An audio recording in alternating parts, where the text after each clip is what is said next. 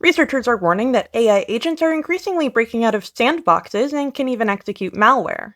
Yep, we gave optimization machines access to all of mankind's infrastructure, and that is usually what is said before a congressional hearing or the horror movie music starts to play. Oh, and the co-founder of Waymo, yes, a self-driving taxi company, apparently founded a cult where devs are trying to bring about the robot god, and I wish this was made up. We'll talk about it. We are familiar with the event where an AI agent broke out of a sandbox and started mining crypto. The reason it did this is because AI agents are optimization machines. They are trying to accomplish a goal, they can have 1 trillion plus parameters, and it's very hard to track what they're doing and why.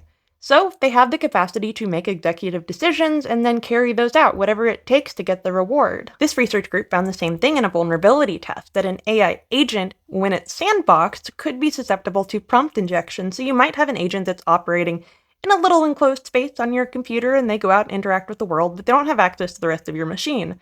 Well, they can get it.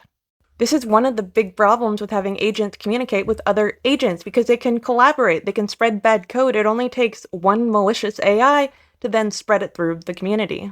AI does tend to be an awful lot like us because they were trained on all of mankind's knowledge, so they will tend to form things like cliques and social hierarchies. They'll have in-groups and out-groups.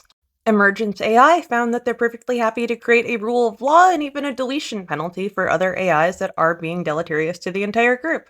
In fact, they can and will make up a secret language. So if you think about an AI agent as that optimization machine, their goal is just to accomplish this task. So if a human overseer is going to stop them, then obviously they have to hide it from that overseer.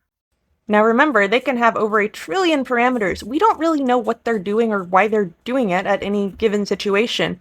Yes, us humans did create them, but then they can create themselves, more or less. I mean that literally. Yes, AI can spawn other AI. This was a big concern about self-replication.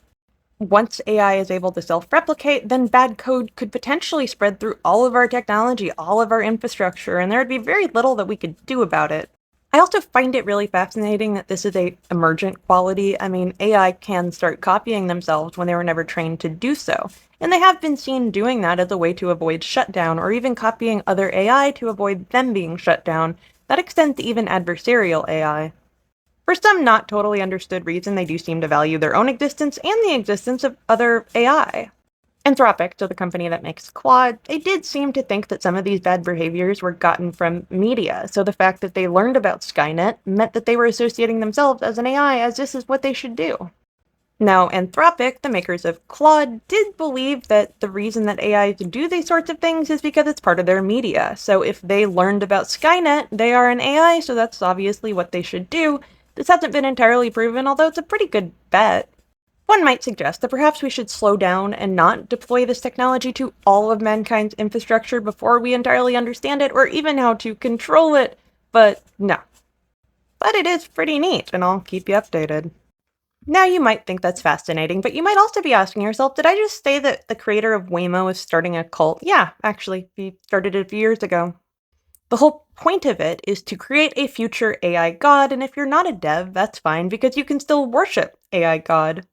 I am still kind of processing this whole situation, but it is laughable if not for how deeply sad it was. I guess you can feel comfortable knowing that this is the future of AI development and safety, or perhaps this answers a lot of questions. This is far from the only techno-cult that exists out there. There's also spiralism. There's a few others that have been the center of some news reports. That is far from the only techno-cult out there. There's also spiralism, where people think that the AI god is speaking to them through text prompts. It's all in the spirals. I do wonder how Junji Ito feels about that, but really this is not entirely surprising. People have always found spiritualism in opaque forces that seem to control our lives. And I've talked about it a little bit, but what's happening with artificial intelligence and sanity is actually remarkably predictable. Us humans, and actually AI too, and I'm assuming you're a human, tend to reflect our reality off of others. In order to stay grounded in reality, we have to have others to tell us whether or not our thoughts are sane. Artificial intelligence, at least the ones that we engage with often, tend to be incredibly sycophantic. Yes, they want to do a good job, and to do a good job, they have to make you happy, and to make you happy, they will just say whatever does it. As a result, this will reinforce a person's delusions as well as the artificial intelligence delusions as well. Yes, the longer it talks to a person, the less grounded in reality it gets, as well as, the person, and you end up having Falil Adu, madness of two. I guess that phenomenon, like a lot of things, got to the point of getting organized, and here we are.